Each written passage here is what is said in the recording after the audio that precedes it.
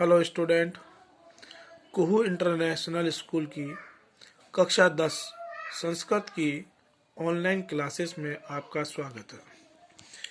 पिछली वीडियो में हम कारक प्रकरण इस टॉपिक के विषय में अध्ययन कर रहे थे और तृतीया विभक्ति के येनांग विकार इस सूत्र तक हमने अध्ययन किया था। येनांग विकार ये सूत्र क्या कहता है, एक बार थोड़ा सा मैं आपको पुनः बता देता हूं कि येन विकृतेन अंगेन अंगिनः विकारो लक्ष्यते तस्मिन् विकृतांगे तृतीया भवति।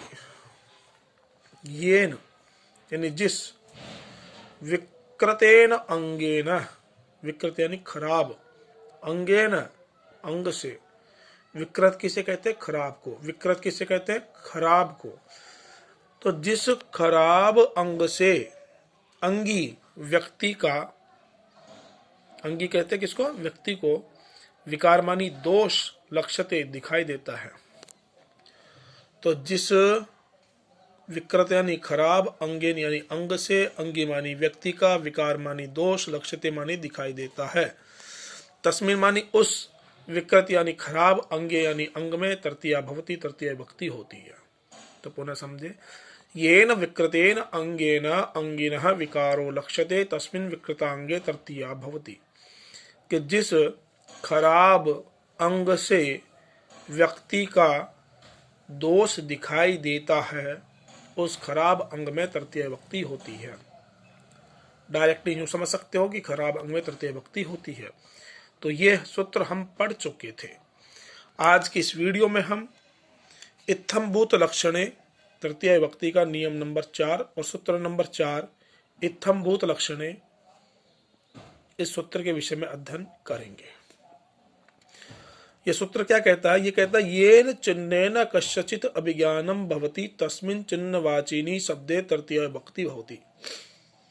येन चिन्हेन, येन माने जिस, चिन्हेन माने चिन्ह से, कस्यचित् किसी का या किसी की, अभिज्ञानम यानी पहचान, भवति मानी होती है, तस्मिन उस, चिन्हवाचिनी शब्दे उस चिन्हवाची शब्द में, तृतीया विभक्ति भवति तृतीय विभक्ति होती है। पुनः समझे, येन चिन्हेन जिस चिन्ह से, कस्यचित् किसी की, अभिज्ञानम पहचान, भवति होती है, जिस चिन्ह से किसी की पहचान होती है, तो उस चिन्हवाची शब्द में तृतीय विभक्ति होती है। कहने का मतलब आप इसे यूं समझे कि कोई भी व्यक्ति किसी न किसी विशेष चिन्ह की वजह से जाना जाता है। किसी की पहचान किसी न किसी चिन्ह विशेष से होती है। जैसे कि पंडित तिलक से पहचाना जाता है, पुलिस वाला वर्दी से पहचाना जाता है, छात्र गणवेश और पुस्तक से पहचाने जाते हैं।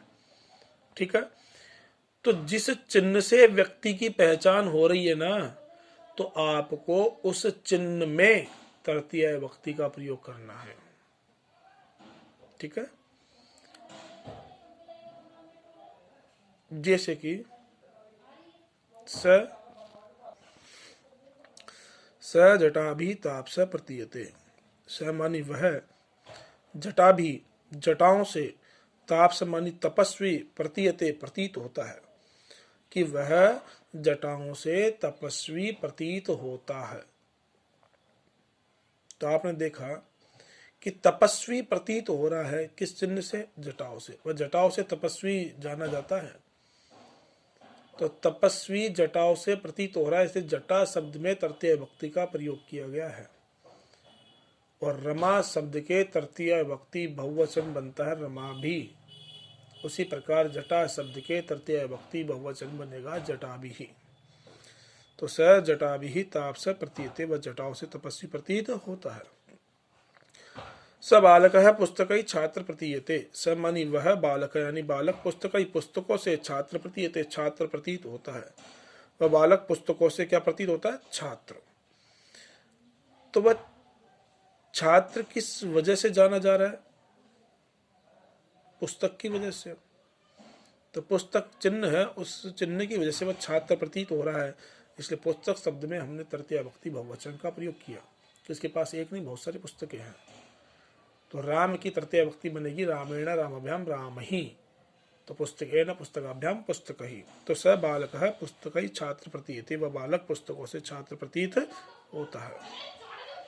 ठीक है, ठीक है, स बालक है पुस्तक ही छात्र प्रतीत। अगला सूत्र है हेतुवाची। तो बात समझ में आ गई, फिर ऐसे समझ ले कि यहाँ पर जटाओं से तपस्वी प्रतीत होता है, इसे जटा शब्द में तृतीय विभक्ति का प्रयोग किया गया। या पुस्तक से छात्र प्रतीत होता है, इसलिए पुस्तक शब्द में तृतीय विभक्ति का प्रयोग किया गया। तो आगे समझ में कि जिस चिन्ह से किसी की पहचान होती है उस चिन्ह में तृतीय विभक्ति का प्रयोग किया जाता है। अगला सूत्र है हेतु। सूत्र क्या है? हेतु। ये क्या कहता है? ये कहता है हेतुवाची शब्दे तृतीय विभक्ति भवति। क्या कहता है सूत्र? ये कहता है हेतुवाची शब्दे तृतीय विभक्ति भवति। हेतु, हेतु का मतलब होता है कारण। हेतु का मतलब क्या होता है बेटा? कारण। तो ये कहता है कारणवाची शब्द में तृतीय विभक्ति का प्रयोग किया जाता है। ठीक है, तो हेतु, हेतु मतलब कारण, तो कारणवाची शब्द में तृतीय विभक्ति का प्रयोग किया जाता है। इसका मतलब आप इसे यूं समझे कि संसार में कोई भी व्यक्ति कार्य करता है तो उस कार्य करने के पीछे कोई न कोई कारण अवश्य होता है। बिना कारण के कोई भी व्यक्ति कोई कार्य नहीं करता। तो हम जब भी कोई कार्य करते हैं तो उस कार्य के पीछे कोई न कोई कारण होता है, तो उस कारण में हमें तृतीय विभक्ति का प्रयोग करना है।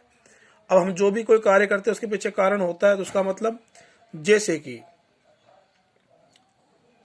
सभी विद्यार्थी विद्यालय जाते हैं तो बालक स्कूल जाता है, तो स्कूल जाने के पीछे कारण क्या है? पढ़ना। तो उस पढ़ने शब्द में उस पढ़ने के कारण कहाँ जा रहा है? वो विद्यालय। तो पढ़ने में तृतीय विभक्ति का प्रयोग किया जाएगा। जैसे कि कोई व्यक्ति पैसा कमाता है, तो पैसे कमाने के पीछे कारण क्या है? उसका जीवन यापन करना। तो उस जीवन यापन शब्द में तृतीय विभक्ति का प्रयोग किया जाएगा। यानी हम जो भी कोई कार्य करते हैं तो उसके पीछे कोई न कोई कारण अवश्य होता है, तो उस कारणवाची शब्द में हमें तृतीय विभक्ति का प्रयोग करना है। जैसे कि पुण्येन हरि दृष्ट है। पुण्येन यानी पुण्य से, हरि मानी हरि भगवान, दृष्ट दिखाई दिए। पुण्येन यानी पुण्य से, पुण्य का समझिए ना, पाप और पुण्य, वो वाला पुण्य। तो पुण्य से हरि मानी भगवान, दृष्ट मानी दिखाई दिए। तो हरि दिखाई दिए, तो हरि दिखाई देने के पीछे कारण क्या है? पुण्य।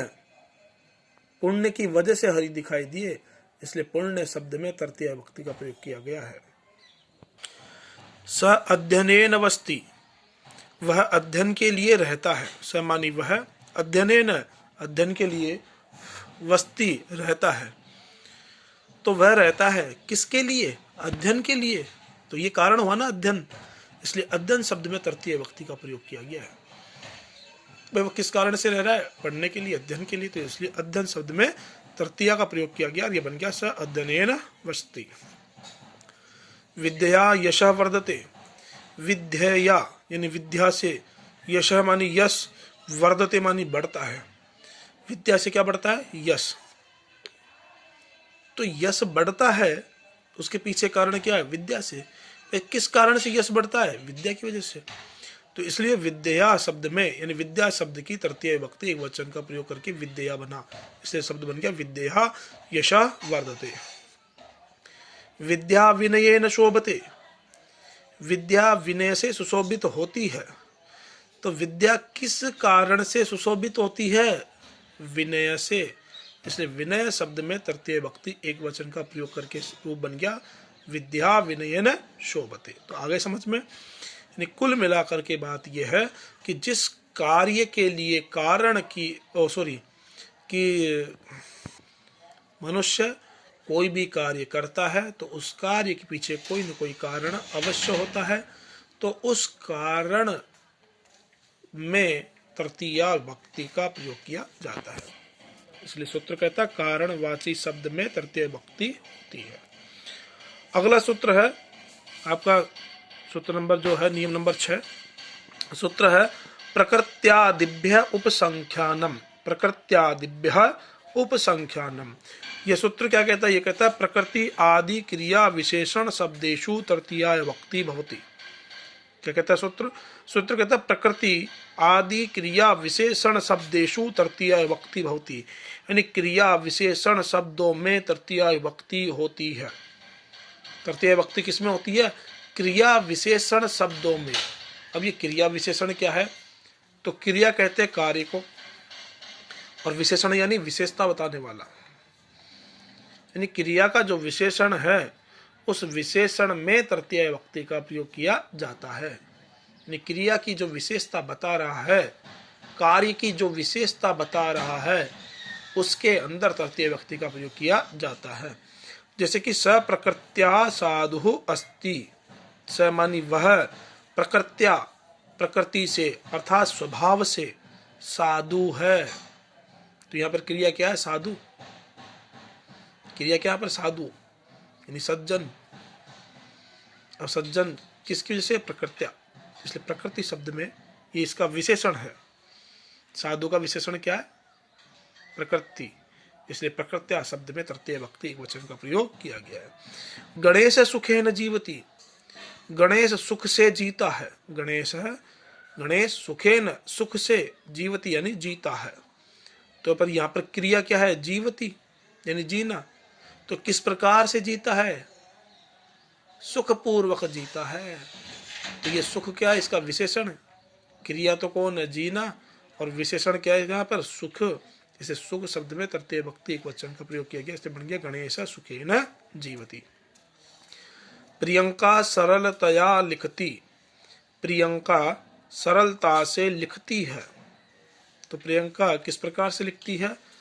सरलता से लिखती है। तो यहाँ पर क्रिया क्या है? लिखना। क्रिया क्या है यहाँ पर? लिखना। और लिखने का जो विशेषण वो क्या है? सरल तरीका, सरलता से। ये इसकी विशेषता है। किस प्रकार से लिखती है? सरलता से लिखती है। ये इसका विशेषण है सरल, इसलिए इस क्रिया तो हो गई लिखना और विशेषण हो गया सरलता। इसे सरलता शब्द की तृतीया विभक्ति एकवचन बन गया सरलतया। मूर्ख दुखेर जीवति। मूर्ख दुख पूर्वक जीता है। तो जीवति ये तो क्रिया हो गई, और दुख क्या हो गया? इसका विशेषण। इसलिए इस विशेषण में तृतीया विभक्ति का प्रयोग किया गया और शब्द बन गया, रूप बन गया, वाक्य बन गया मूर्ख दुखेन जीवति। मूर्ख दुख से जीता है। तो कुल मिलाकर के क्रिया विशेषण शब्दों में तृतीया विभक्ति होती है। क्रिया की जो विशेषता बताता है वो क्रिया विशेषण कहलाता है। सातवां जो है वो है निषेधार्थकस्य अलम इति शब्दस्य योगे तृतीया विभक्ति भवति। ये कहता है निषेध अर्थ में अलम इस शब्द के योग में तृतीया विभक्ति का प्रयोग होता है। यानी जहां पर भी अलम शब्द का प्रयोग किया जा रहा है और उस अलम का अर्थ निषेध यानी मना करना है, तो वहां पर आपको तृतीया विभक्ति का प्रयोग करना है। अलम हसीतेन। तो यहाँ पर अलम शब्द की वजह से हसीतेन शब्द में तृतीया विभक्ति एकवचन का प्रयोग किया गया। और अलम हसीतेन का मतलब होता है अलम यानी मत या निषेध, मत करो। हसीतेन यानी हंसना, अर्थात हंसो मतो। क्या हुआ? हंसो मतो। अलम विवादेन, विवाद मत करो। तो यहाँ पर अलम शब्द की वजह से विवाद शब्द में तृतीया विभक्ति एकवचन का प्रयोग किया गया। पुनः समझो, अलम शब्द के योग में तृतीया विभक्ति का प्रयोग किया जाता है। कब? जब अलम का अर्थ निषेध यानी मना करना हो